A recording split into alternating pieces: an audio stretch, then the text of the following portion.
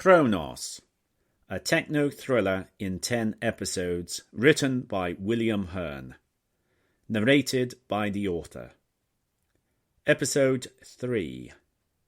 Road Trip. Chapter 14. We catch the very next flight out of Iceland. This takes us to Copenhagen. From there we get a plane to New York and then another to San Francisco. Although we're sitting in adjacent seats, Nadia and I talk very little during the flights. Nadia sleeps most of the time, and her waking hours are spent working, tapping away steadily on the keyboard of her laptop computer, noise-cancelling headphones firmly in place, eyes locked onto the display. We talk whenever the trolley comes round to serve food or drinks, but it's nothing more than polite chit-chat. I occupy myself by getting reacquainted with the details of Cube. Although I'm a frequent user of the currency, it's been a long while since I've taken a look under the hood, so to speak. Most users of Cube are completely unaware as to how it works. All they really care to know is that it gives them a convenient means to pay for things securely. People on opposite sides of the world can transfer money to each other instantly, without having to go through the time and expense of converting money from one currency to another. Cube's proper name is, by the way, Convergent Cryptocurrency. That's quite a mouthful, so Yilmaz often used the shorthand C to the power 3.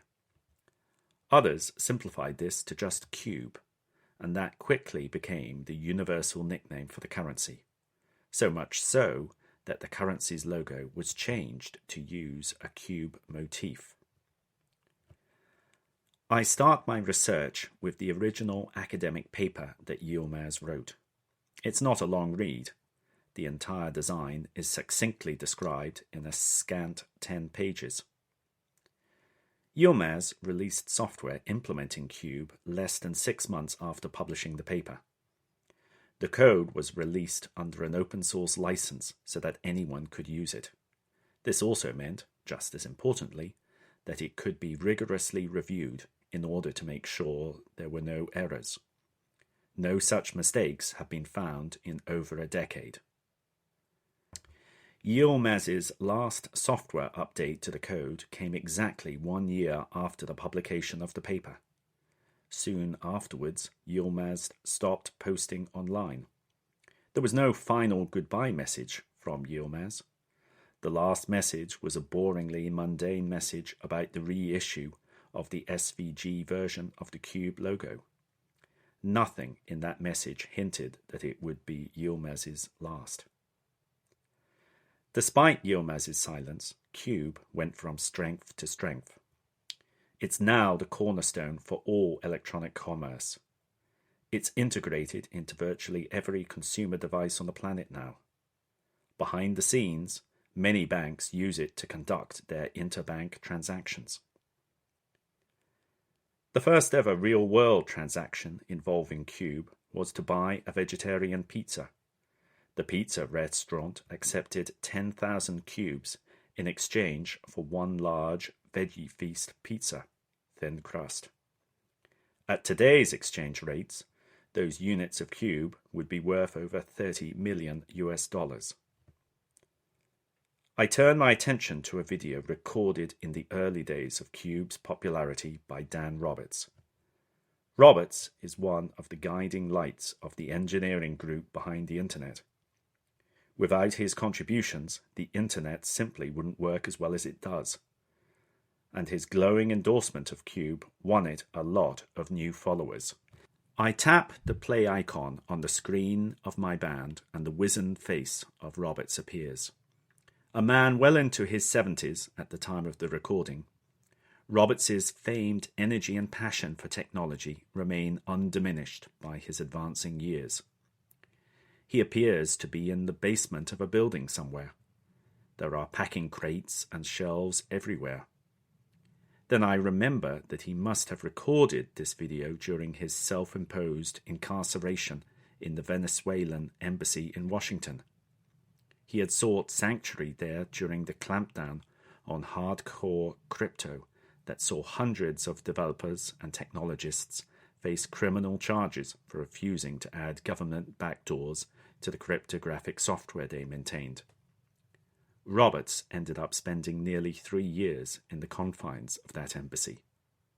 "Before I dive into the technical details," begins Roberts, "let me say first that Cube is magnificent. It is a towering achievement of intellect that tames, nay slays, multiple dragons of computer science, cryptography, and economics. Do not imagine for 1 second," he says sternly, wagging his finger in a headmasterly way at the camera, "that the simplicity of its design means that it was simple to create. Cube's achievements are threefold. 1.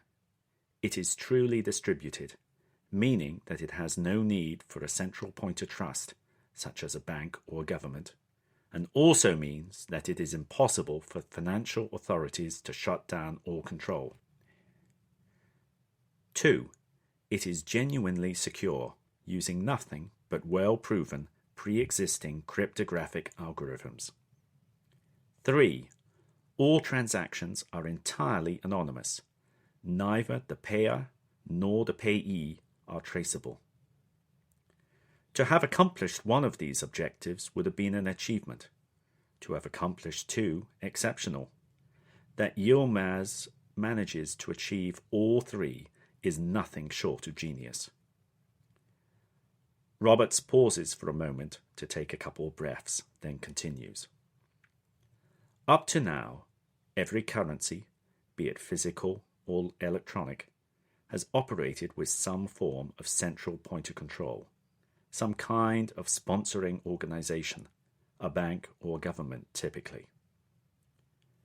This central point has to perform several important functions, chief among them validating transactions to make sure that no one tries to spend money that they don't have or attempts to spend the same money twice. Cube has no need for such a trusted center. Trust instead derives from the Cube system itself, the software that each of its citizens run, and the protocol that connects their machines together. This lack of central authority makes Cube very difficult to regulate or control. Cube is a libertarian dream come true. For the first time ever, we have a scalable electronic payment method that lies completely outside government control.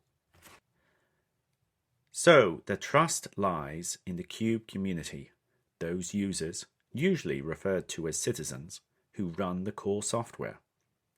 You don't have to be a citizen to use Cube, but anyone can become one. Just download and install the free core software and leave it running on your computer. The Cube citizens number in the many thousands today, and will, I expect, steadily increase with time. These are the people who store and maintain the global ledger, the list of all validated Cube transactions. The canonical global ledger is whichever version the majority of citizens hold to be correct. Now let's talk about the more casual users of Cube, says Roberts. These are the people who use Cube for making payments, but do not actually run the central Cube software. The protocol allows this type of user to number in the millions, or even billions. These users need only store their electronic wallet on their device. Roberts pauses for a second and then continues. Let's now talk about anonymity, he says. The ledger is completely public. Anyone can download it and see all of the transactions that it contains. So how can a user's privacy be preserved? Yilmaz has gone to considerable length to ensure this. First, the transaction history, which is stored within each transaction, is represented as a set of zero-knowledge proofs. This means that all that needs to be stored about each transaction is that it was verified as being valid, the amount of the transaction, and who were the parties involved in the transaction remains secret. This makes it impossible to build up a graph of linked transactions. Second, cube addresses are designed to be used once and once only. But to explain that, we need to understand how cube wallets work. The cube wallet keeps track of payments to and from the user, and from these transactions is able to derive the amount that the user has available to spend. Access to a user's wallet is protected by a password. If someone guesses your password, then you can have all your cube savings taken from you. So make sure you choose a good quality password. Stored within the wallet is a pool of public-private encryption key pairs. Whenever you want to make a transaction, either as the payee or the payer, one of these key pairs is selected. A one-time cube address will be generated using the public key. It is this address that will appear in the ledger against the transaction. An address will look something like this, says Roberts, putting up a card in front of the camera. It is typically 35 characters in length, though only 34 of those characters are meaningful. The first character of an address is always a capital C. The wallet keeps track of which key pairs have been used and generates new ones regularly in order to ensure that there is always a supply available for use in transactions. By using a fresh address for each transaction, the user's anonymity is preserved. This means that even if you are linked to one of your transactions via an address, the other addresses you have used, or will use in the future, cannot be linked to you. Roberts pauses for a moment. So that's Cube in a nutshell, he says. A payment system that is distributed yet secure, authenticated yet anonymizing. It deserves to be classed as the first great invention of the 21st century. But finally, what of its creator? This Mehmet Yilmaz, a mysterious stranger who delivered us this gift from the gods and then retreated back into the shadows. Roberts shakes his head. I do not know. All I can tell you is that I am not Yilmaz. Roberts theatrically looks to his right, then to his left. He leans in towards the camera. Rumor has it, he whispers conspiratorially, that Yilmaz owns the first 1 million cube units ever created. At today's prices, that means that he, or she, is sitting on a fortune worth around $10 million. I pause the video and look out through the window at the clouds outside. Light, twisted strands of cirrus in tortoise. Assuming that Yilmaz hasn't sold them, those million units a cube will now be worth over $3 billion. And if the value of cube continues its relentless rise, Yilmaz will be the richest person on the planet within the next decade. Yilmaz might have chosen not to receive public recognition for the act of creating cube, but he or she is likely to have been rewarded very well financially. Chapter 15. Sunday evening. It's late by the time we arrive back in downtown San Francisco. As soon as we're out of the BART train, Nadia spots a CCTV camera and insists on pulling the hood of her baggy hoodie over her head. It's not exactly a feminine look, but it certainly obscures her facial features. We walk the short distance from the BART station to the apartment on Sutter Street. Faiza lets us in. "Welcome back," she says to me, giving me a quick hug. She turns to Nadia and holds out her hand. "It's nice to meet you," she says. Yes, I had thought to email ahead to let her know that Nadia was travelling with me. Nadia shakes Faiza's hand. "It's nice to meet you, Mrs. Whiting," she says. "I hope that I can be of some help in finding your husband." Faiza nods. "You're very kind, thank you. Call me Faiza, please," she says. We sit down, and I and Nadia recount everything that happened in Iceland. Faiza listens intently, leaning forward, especially when Nadia describes our escape from the two hoodlums. We finish our story. Faiza sits back up again. "I've news too," she says. "I found someone who saw Max on the Friday evening." "Wow," I say, "that's great. Where?" "At the bus station," Faiza answers. "I was down there this morning, showing Max's photo around.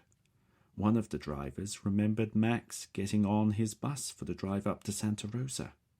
Max's British accent stuck in the driver's mind." I flatten my band from my wrist and lay it on the table so that Faiza and Nadia can see it too. "Iris," I say, "give me the list of scheduled stops for buses going to Santa Rosa from San Francisco." "I'm sorry, Mr. Jenkins," replies Iris. "I'm not quite sure what you mean." I sigh. The programmers behind Iris claim that she is 99.9% accurate when it comes to speech recognition, but that one word out of 1,000 that she does get wrong is more than a little irritating. At least in this case, I know exactly what the problem is and how to avoid it. "Iris," I say again, "give me the list of scheduled stops for buses going to Santa Rosa from San Francisco." Iris, for some unknown reason, seems to be completely incapable of understanding my British pronunciation of the word. This time, Iris acknowledges my command and sets to work. A map of the Bay Area comes up on the display of my band, together with a set of points where the bus stops. "Blasted software agents," I grumble to Nadia and Faiza. "They're trying to make me speak like an American." According to Iris, the bus leaves San Francisco, across the Golden Gate Bridge, and then heads up Highway 101, stopping at the towns of Petaluma and Rohnert before terminating at Santa Rosa. "Unfortunately, the driver doesn't remember where Max got off," Faiza says. "It could have been any of the major stops. He thinks he would have remembered if Max had asked for the bus to stop anywhere else." "This is fantastic news," I say. "How about tomorrow we hire a rental car and take a trip up the 101 and ask around?" "Good plans," says Faiza. Nadia nods in agreement too. I tap my earpiece and ask Iris to make the necessary booking. "Oh, I just remembered," says Faiza. "Inspector Lister phoned earlier. The police have found your laptop." "Excellent," I say, delighted at this unexpected news. "How?" "It was handed in to a police station," says Faiza, "by someone who found it in a dumpster in a back street of the mission area. Your business card was taped to the underside, so they were able to identify it immediately." "Great," I say. "I'll go pick it up before we head up the 101. I glance up at the clock on the wall and realize just how late it's getting. It's now past 1 o'clock in the morning. I didn't sleep much on the plane, and I can feel my body screaming out for rest. "I'm sorry," I say to the women, "but I'm dead on my feet. Can we call it a night?" With now 3 people in the small flat, sleeping arrangements become complicated. Faiza has the bedroom, of course, and I relinquish the sofa bed to Nadia. I make do with a foam mattress plus sleeping bag on the kitchen floor. It's not much, but after having spent the past 2 nights struggling to sleep in the confines of economy airline seats, being able to stretch out fully horizontal feels luxurious in the extreme. Chapter 16. Monday morning. Despite the late night, I'm awake well before 5 a.m. Rather than get up and disturb Nadia and Faiza, I prop myself up on the foam mattress, unwind my band, and continue the research into the creator of Cube. I download everything publicly written by Mehmet Yilmaz, forum posts, emails, and social media messages.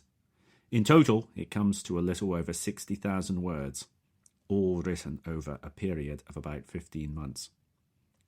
Reading through it all, I see that it's written in the same careful language that Yilmaz used for the original paper. The spelling and grammar is meticulously correct. Yilmaz isn't one for wasting words. There's a brevity to the writing style. I read through the early months of forum posts where Yilmaz patiently explains the design for Cube to a mostly skeptical audience. Bit by bit, I see how Yilmaz is able to win them over through careful explanation and, once the source code was available, through reference to the actual implementation of Cube. As I read through the posts one by one, I get a vague sense of something being different between them. However, I struggle to identify what it is exactly. It isn't until I redisplay the texts of the posts in a fixed width typeface that I spot what it is: the spacing around punctuation marks. Sometimes Yilmaz has single spaces after a full stop. Other times it's a double space. Sometimes there's a space before an ellipsis. Mostly there's not. It's the same for M dashes. Occasionally, Yilmaz will put a space before and after the dash. Most of the time, though, there isn't. The weird thing is that the variation only occurs between postings, never within. Yilmaz is consistent with this use of spacing in any single posting. Assuming the differences are accidental, why would they vary only from posting to posting? Maybe they aren't accidental, I think to myself. Could they be deliberate? Some form of hidden messaging? I've read a little about steganography, the art of concealing messages inside something innocuous. The concept dates back all the way to the Middle Ages, but gained fresh popularity with the advent of the computer age. Media files, both audio and video, are popular choices for use with hiding secret messages due to their overall size. It's easy to disguise a textual message in a high-definition video file, as the video is already a gigabyte or two in size.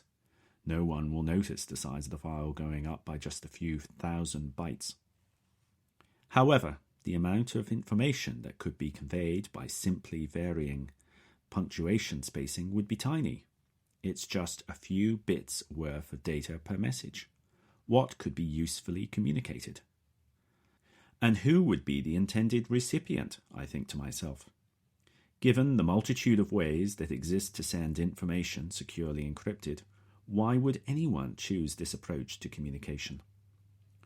I ponder the significance of all of this for a while, but fail to come up with anything conclusive. Then Iris whispers in my ear that it's 7 a.m. I decide to go get some fresh bread for breakfast. I pull on my clothes and head outside. By the time I return to the flat, both Fazer and Nadia are up and dressed. As we're eating breakfast, there's a ring of the doorbell. I get up and open the door. It's Inspector Lister. "Good morning," says Lister. He holds up my laptop. "I was passing and thought that I would return this to you." "Thank you," I gush. "I didn't think I'd ever see it again."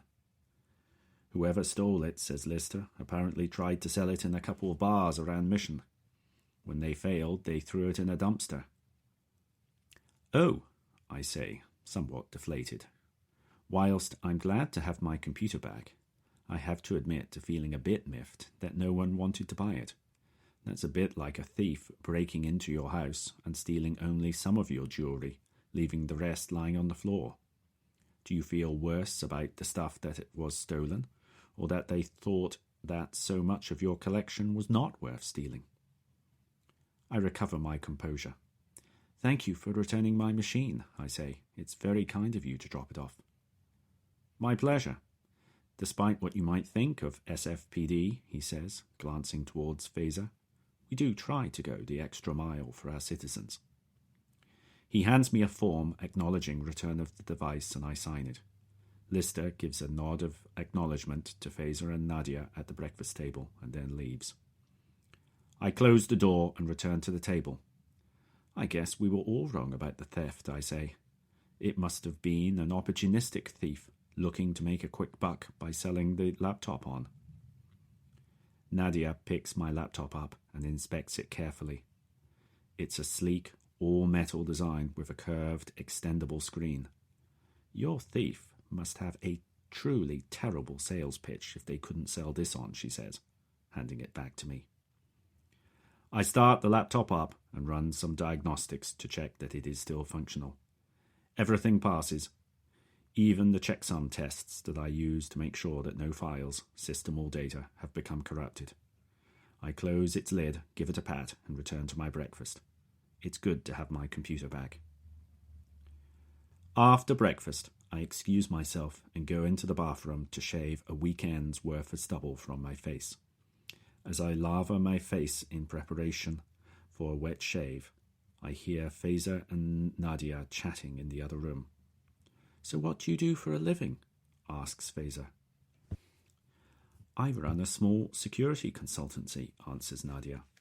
"It's based in Poland, but we do freelance online security work for clients all around the world." "Tom tells me that you and Max were working together," says Faiza. "What was the work?" "Security analysis," answers Nadia. "I do business with many companies who want security audits of their systems done. How secure they are to hacking threats, resistance to denial of service attacks, that sort of thing." Max agreed to do some contract penetration testing. He did an amazing job. I've never known anyone to be so thorough or creative in their testing. When I got funding for this new project, Max was top of my list of candidates to work on it. He agreed to get involved to track down Mehmet Yilmaz. "Why are you interested in this Yilmaz person?" asks Faiza. "Do you use Cube yourself?" queries Nadia. "Yes, I do," says Faiza. "I have it on my phone, mainly for making small purchases. It's so much easier than carrying cash or cards around." "No one knows who really created it," continues Nadia. "The purported inventor, Mehmet Yilmaz, is just a pseudonym." "No one?" says Faiza, surprised. "I never realized it was a mystery." She pauses for a moment, considering. "Does it really matter?" she asks. "Absolutely it matters," responds Nadia emphatically. "The millions of people who use Cube every day deserve to know the truth about who created it, and their reasons for doing so." "Isn't it enough that it works?" questions Faiza. "No, it's not," says Nadia. "There are too many puzzling questions about Cube that just don't have answers." "Such as?" asks Faiza. "Well, for one thing," replies Nadia, "it's too perfect." "How can something be too perfect?" asks Faiza. "The Cube specification was published more than a decade ago," says Nadia. "With the exception of a couple of minor tweaks, all made within the first couple of months of operation, this specification still describes the implementation of Cube that exists today. Nothing has had to be changed, nothing added or taken away." "So?" asks Faiza. "Isn't it good that it was defined correctly first time round?" "It is good," says Nadia, "but it's also hugely unlikely. How could something so groundbreaking be defined to perfection at the very first attempt?" Faiza is silent, so Nadia continues. "Any work of complexity, and Cube is complex, make no mistake, has issues when it is published. Oversights, gaps in logic, outright flaws, you name it. These issues get corrected later on, based on the feedback and lessons learned from actually deploying the work into the real world. With Cube, there was no correction phase. The specification was published, and then a few months later, the software actually implementing it was released. The software worked flawlessly on tens of thousands of computers across the world.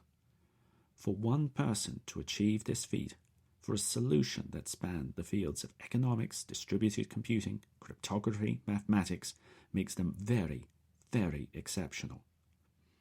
And, after release of the software, Why did Yilmaz just disappear?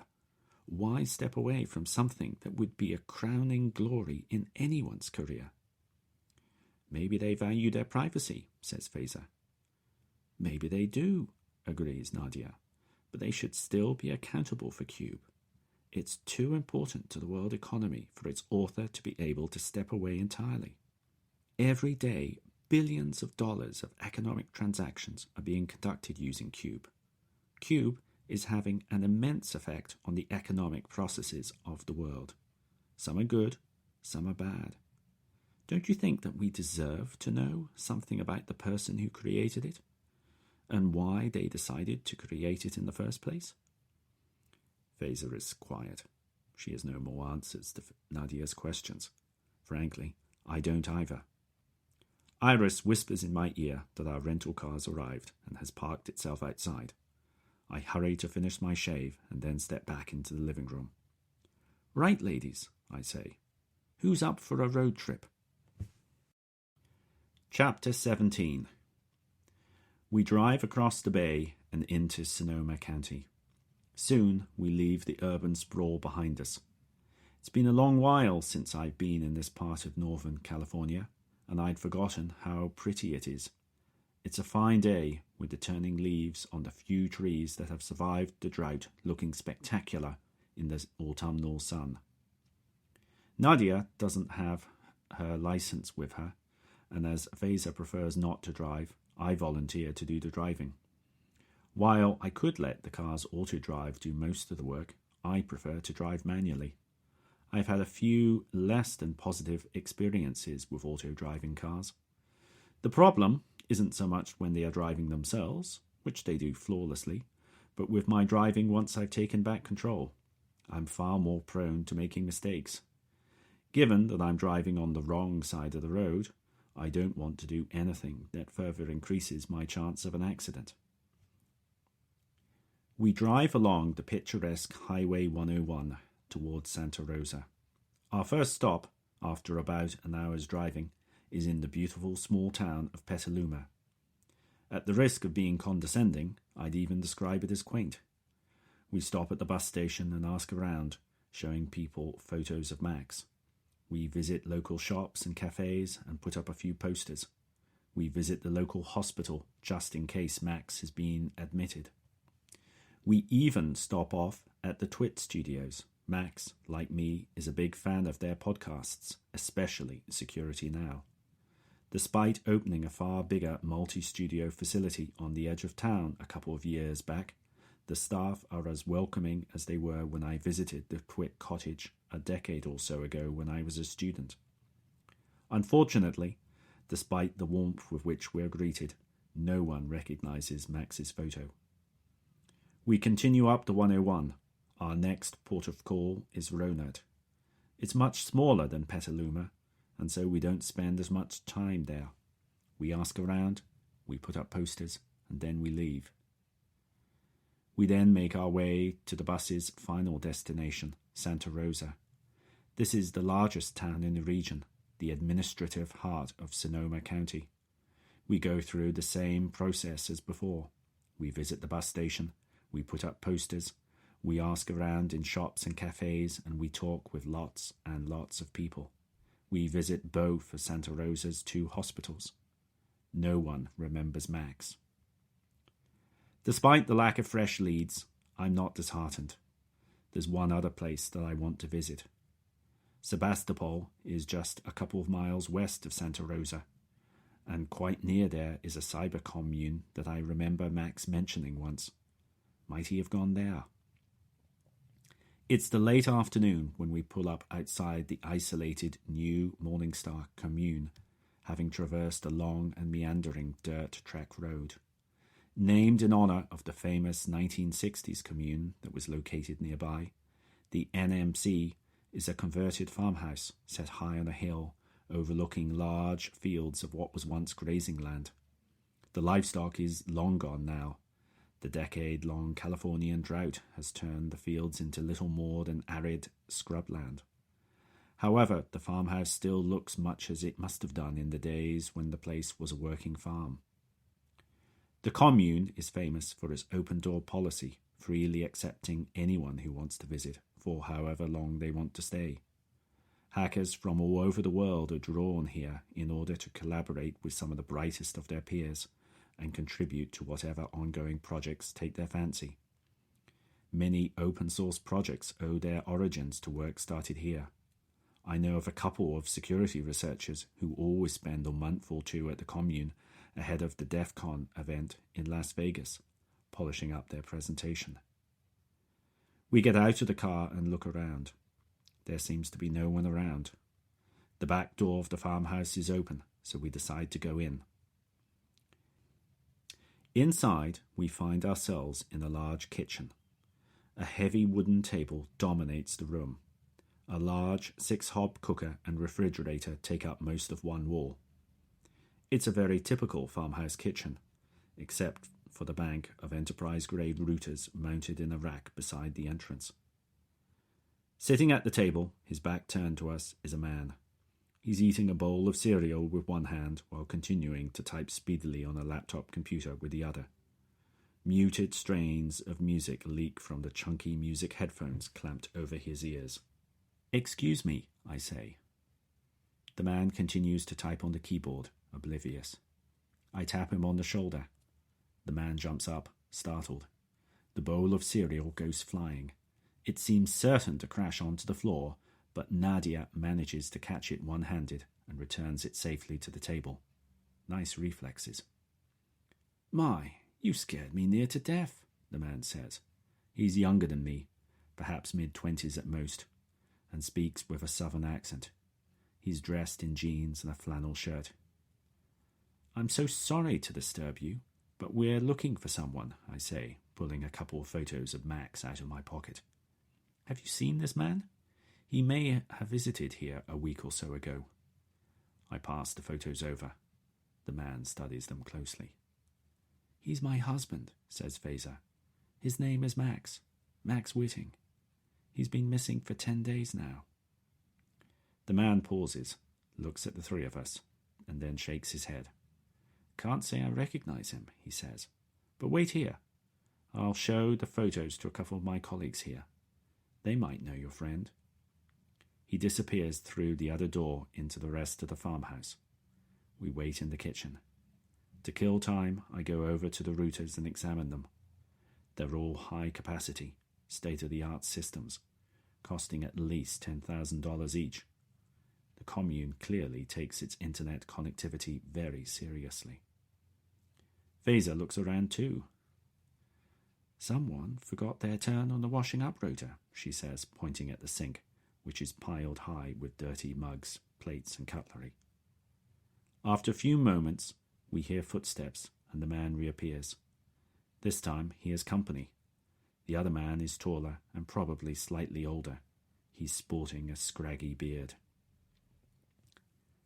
"Hello," says the taller man. "I'm Tim. I look after things here. Richard showed me the photo of your friend," he continues, holding up the picture of Max. "Let's talk in the office." He leads us through the door into a corridor. There's a door immediately on the left. Inside is a small office with a desk and a chair. Well, to be more precise, I infer the presence of some sort of desk. It is buried in papers. Its top is overflowing with books and papers, and further stacks of material are piled up against 3 sides of it. Beside the desk, on the carpet, are several desktop PCs together with a UPS box. Network cables go from the machines into a hole in the floor that someone has made none too tidily. 3 of the walls are taken up with floor-to-ceiling bookshelves. The bookshelves are packed to the point of overflow with books and files and magazines. The other wall is dominated by a large multi-pane window that looks out on scrubland that was once one of the fields of the farm. Tim sits down at the desk and starts typing away furiously on the keyboard of a laptop balanced on one of the piles of papers, seemingly oblivious to the computer's precarious placement. He gestures to us to sit down in a couple of the seats. Fazer and Nadia take up the offer and sit. As there are only 2 seats, I elect to remain standing. Tim pauses typing several times, as if waiting for something on his screen. Finally, he stops typing for good and looks up. He holds up the photo of Max. "How long has your friend been missing?" he asks. "About a week and a half," says Fazer. "He disappeared a week last Friday in San Francisco." Tim sighs.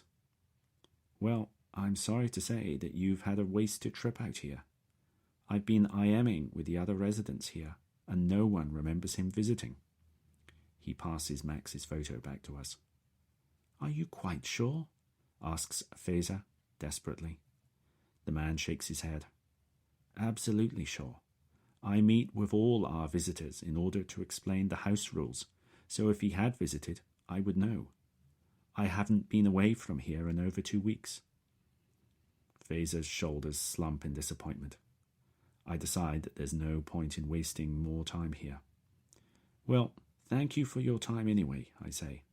I pass my business card to him.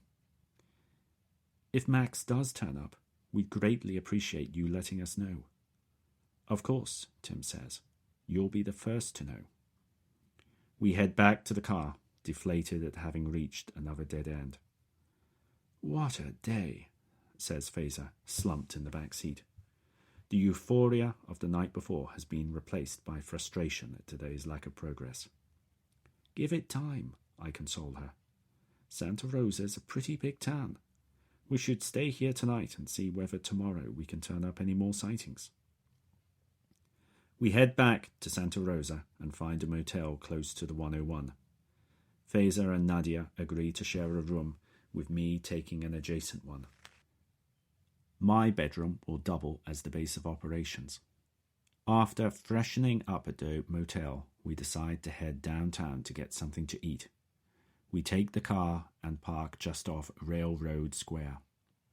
There, we find a small Italian restaurant. Despite the sun having long since set, it's still a surprisingly warm evening. We elect to sit outside in the restaurant's garden. The only source of lights are the flickering candles on each of the tables. The town is quiet at this hour, the only real sound being the chirping of late-season insects. We give our food orders to the waitress. Nadia and I agree to split a bottle of wine with our food. Fazer prefers to stick with a soft drink. "I wonder what caused Max to travel all the way out here," muses Fazer. "Maybe he wanted to meet with someone," I say. "Someone who either lives out here or who didn't want to meet in San Fran and its wall-to-wall CCTV cameras." "Does he have any friends or associates in this part of California?" asks Nadia. Fazer shakes her head. "None that I'm aware of," she replies. I suddenly remember Max's unusual phone. I reach down to my bag and pull it out. "Did you give Max this?" I asked Nadia. "Yes, that's one of mine," answers Nadia. "They're specially made to my own specifications. They have additional encryption built into them to avoid any chance of calls being listened into." Another question pops into my mind suddenly. "Does the word CHRONOS mean anything to you?" I ask Nadia. Nadia thinks for a moment. "Not that I can think of," she answers. "Why?" "When I was looking through Max's backup hard disk, I found a recently created folder named that," I answer. "It was full of academic papers on a wide variety of topics. Encryption, parallel computing, and the like." Nadia shakes her head. "I don't recall Max ever mentioning the word to me. Perhaps it was something to do with his day job at Dorg." "Maybe," I say. "I'll have to ask Buckeridge the next time I see him." Our plates of pasta arrive, and we eat in near silence.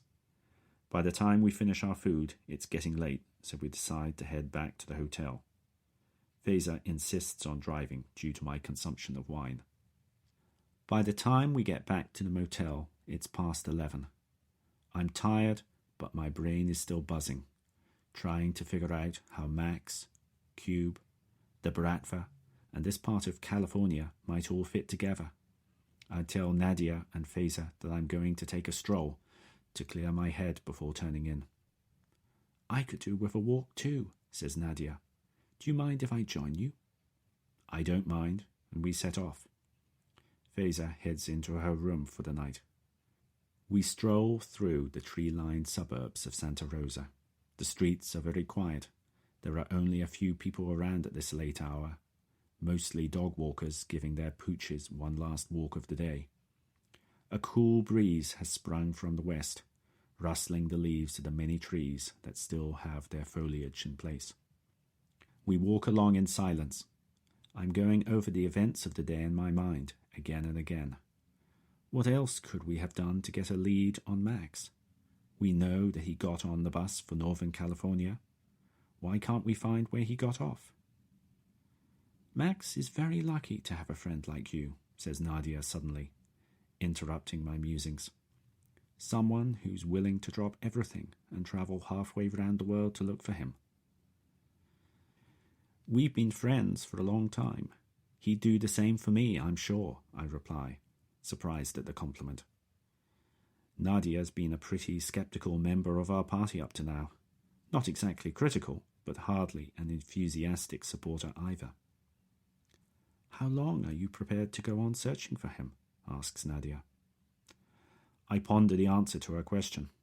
I haven't really thought about this much.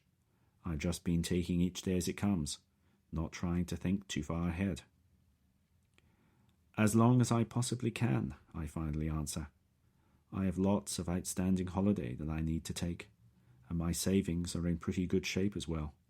I won't be quitting on Faiza any time soon." "How long have you known Max?" Nadia asks. "Since university," I reply.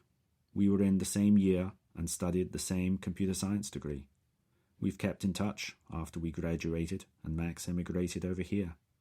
I was his best man at the wedding." Nadia turns to me.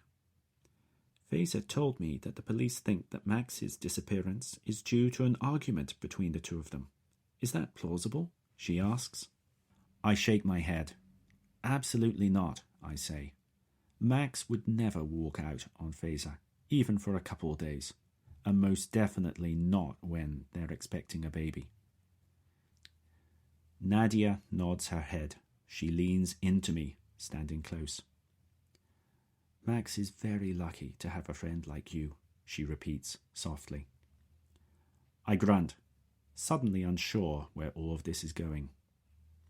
Nadia leans in still closer, her head towards mine. I feel her breath on my lips. I tilt my head and our lips meet. The kiss only lasts for a second or two. We move apart again. I look at her to judge her reaction, but her eyes are already semi-closed and she's moving in for another kiss. This one lasts far longer and is swiftly followed by a third, longer still and considerably deeper. We suddenly feel a strong urge to be somewhere comfortable and horizontal. We race back to the motel. That was episode 3 of CHRONOS, written by William Hearn and narrated by the author. For more information about this novel, including how to obtain an ebook or printed hardback copy, please visit the website at chronosthenovel.com.